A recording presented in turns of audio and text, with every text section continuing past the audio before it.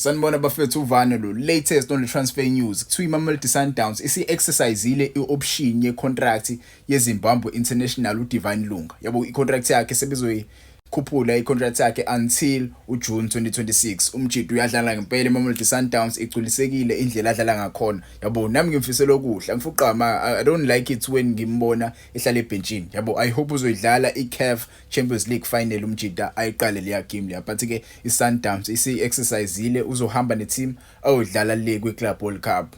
Kuthiwa AmaZulu FC AmaZulu azomdedela ngempela ugoalkeeper wabo. Ugoalkeeper lo adaqala ukwavimbela AmaZulu but ke right now kule season ezoqala uVelimoto oyawashiya AmaZulu. Asazi ke uVelimoto uzoyapi. Yabo kuthiwa kuyashiwo la kuthiwa Velimoto is leaving AmaZulu. KG on the next move but verbal offers have been tabled elsewhere. Yabo so akhona ama team shoot asefikile kuyena uVelimoto azokhuluma naye regarding ama services akhe. Yabo I hope uzoyithola i-team. Yabo another youngster leaves iKaizer Chiefs. Yabo Kaizer Chiefs keeps on losing. Abafana abancane angazi kwenzakalani ngeKaizer Chiefs. Mhlawumbe ungangitshela ama comments kwenzakalani ngeKaizer Chiefs. Iloke ilahla abafana abancane. Labafana abancane labo nangu umfana omncane la uNkosi kuthiwa he's a two-time Engine Cup winner, one Diski TV Shield winner, kuthiwa one Diski Challenge winner. Yabo umfana omncane useshile kwiKaizer Chiefs kuthiwa iTS Galaxy is leading the race.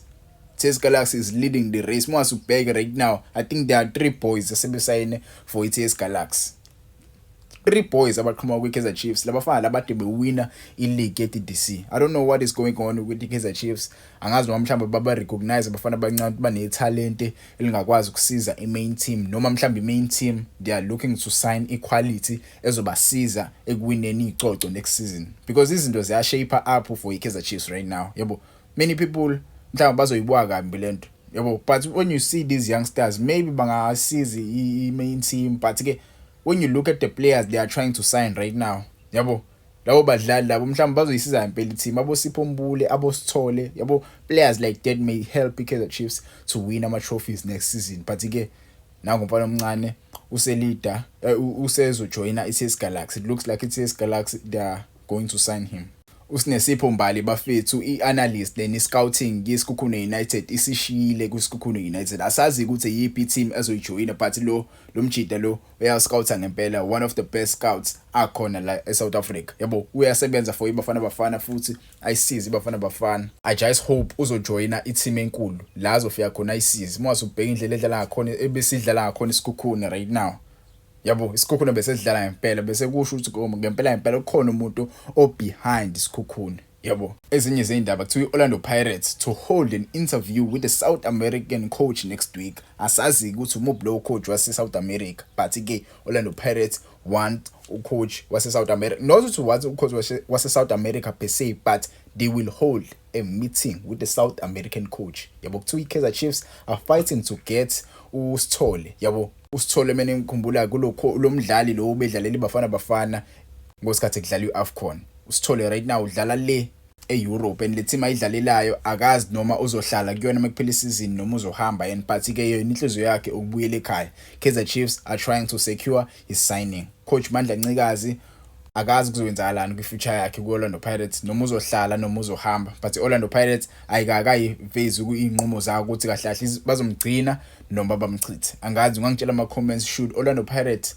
keep uMandla Ncikazi noma kumele ahambe ayojoina enye club abe ucoach wamanye ama clubs. Asazi maybe uzojoina iGolden Arrows because uGolden Arrows wasuka kuyona awesebenzisana lapha beno Manqoba Mnqithi. We don't know. Kwezinye zeindaba iagent yaBandile Shandu iconfident ukuthi uBandile Shandu will stay kuOrlando Pirates ku-2025-2026 season. Yabo ngoba icontract yakhe iyoziphele ngoJune 2026. I-contract yakhe iphela ngoJune 2026 next year. Yabo usalele isizini yokugcina neOrlando Pirates. Asazi noma Orlando Pirates izokwazi ukuyi-extenda icontract yakhe umjidi. Yabo but ke iminyaka yakhe yena una 30 years right now.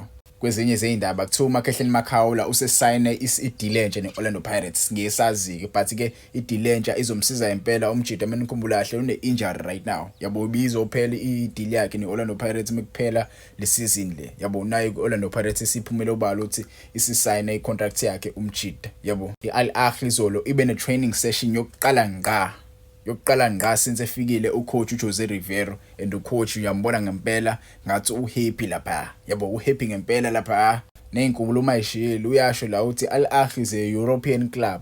This is the club I dreamt of coaching yabo uthi I'm in a European club, you don't lack anything, this is what I want. Ngamanye amazwi uthi uJose Rivero iAl Ahly ifana njengeclub yase-Europe yabo yinto nje mfethu enako konke ayekufisa yabo ayekuphuphela ukuthi iclub ayifuna ukuyicoach because mase ucheck ama club aseka coach before. I'm not saying Orlando Pirates is a small club, but if you can check kuma clubs aseka coach ayikho club enkulu njenge Al Ahly yabo kwi list yama club aseka coach. Orlando Pirates yes is a big club, but compared to Al Ahly is regarded as Real Madrid of Africa. Yabo, they have everything you can imagine of. They have everything.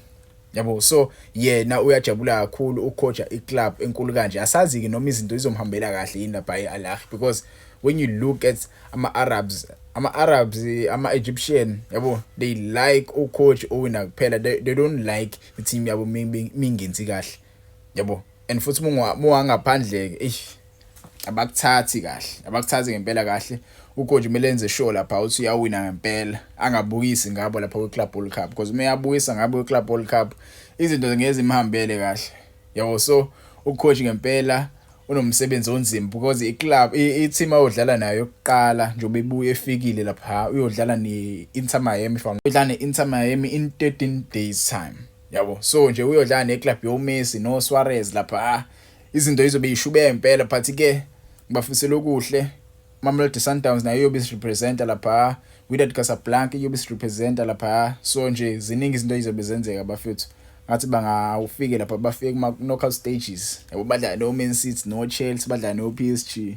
Kwezinye zeindaba iCape Town City isifile objection with iPSL njengoba bezodlala nje kuma promotion and relegation playoffs yabo. Ama Citizens azo challenge iPSL kwisinqumo sayo uyasithatha ngokurestart igame between iSuperSport neGolden Arrows yabo kwi-second half le bidlalo ngoThursday May 29 yabo. Benikhumbula kahle ke lapho kwaba khona i-load shedding yabo, kwaba khona i-flood light failure halted the SuperSport versus Golden Arrows match on February 23, 2025 yabo. Ama PSL rules, specifically article 14.16 mandate that game should resume within 48 hours yabo.